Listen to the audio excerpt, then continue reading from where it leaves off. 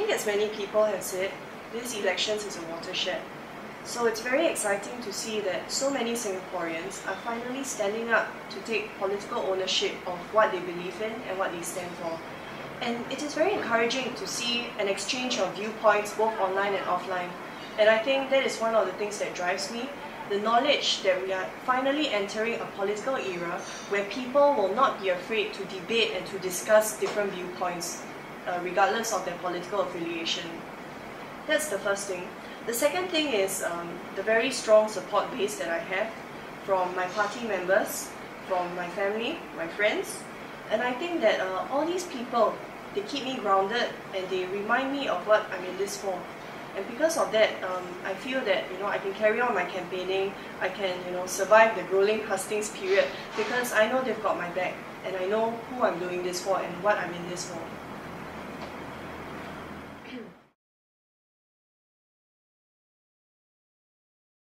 Good music inspires me. Good writing also inspires me, be it fiction or non-fiction. I really enjoy reading and I like to expose myself to different types of thinking, different styles of writing because I feel that it exposes you to different worlds that you might not have had the chance to visit or to experience, maybe due to lack of money or whatever. I also draw inspiration from my mom. She inspires me with her strength and the fact that she has always taught me to push the status quo. And also I see in her a spirit of excellence that I'm always pursuing because I don't want to shortchange people and I don't want to shortchange myself. So that's where I draw my inspiration from.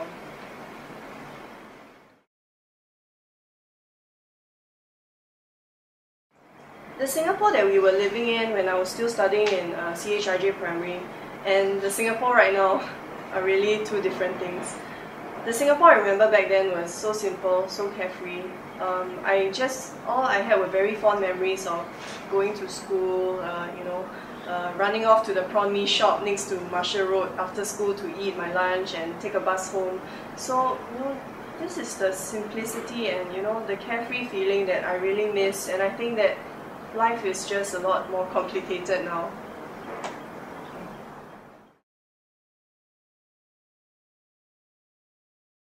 I really like the laksa that is right across from the Tau Kwa Pao store.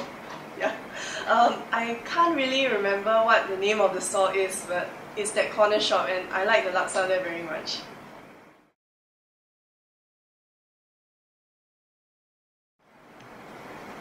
I've shared before that the youth in Singapore are currently being put through the motions of doing a lot of things.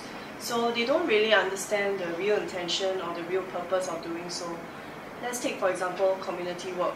We have the CIP program, community involvement, where you get kids to do Flag Day, walk around with tin cans trying to raise money, but they don't really understand the intention of doing so. And they are doing so because they need to chalk up CCA points or they need to fulfill their quota, which I really think is the wrong motivation. So let's change that. Let's go back to the basics of what it really means to give back to the community. What I want to achieve for the Marine Parade constituency is to identify a revamp in the community involvement program to expand the type of activities that students can take up. So for example, instead of just doing Flag Day, I think that we should explore other forms of community service that will allow them to interact better with residents.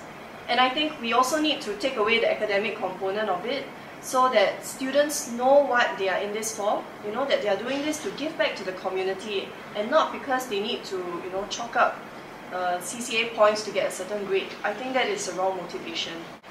I think the next thing we want to do is to also look into identifying clusters within the constituency so that we can identify different schools to work together for inter-school mentorship programs. I think we need to have peers guiding along other students who may be weaker because of their family background, or the fact that they just had a weaker foundation in terms of their studies. I see a synergy there. I think that these stronger students who work together with these weaker students to not only empower them, but to also serve as a peer that can inspire and motivate them to do better. So I think with that, it will really foster a spirit of taking ownership of their community, and it will strengthen bonding within the different schools.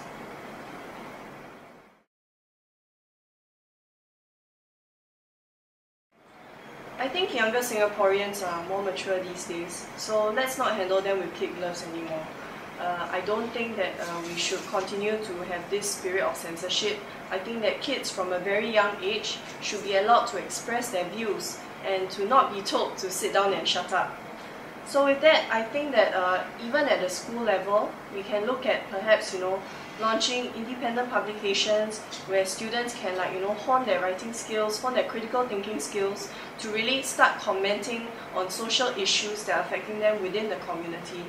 I think doing things like this gives them an ownership of the social issues that are facing their community, and it makes them more involved in understanding the ground and really understanding what it means to be in that position where you can talk about different opinions and different issues, and to really formulate a very mature and intellectual understanding of what is happening in Singapore today.